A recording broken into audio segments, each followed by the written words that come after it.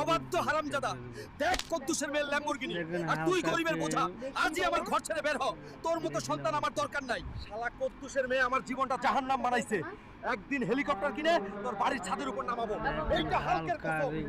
Engineer সাহেব, একটা কাজ দেন, ও পেটে ভাত নাই। এই রে সবুজ দানব, তোকে দেখে কাজ দিতে আসছি নাকি সার্কাস খুলছি? ভাগ এখান থেকে।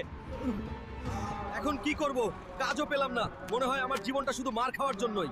আয়রন রাজাকে হারালে 50 কোটি, এটা কি সত্যি?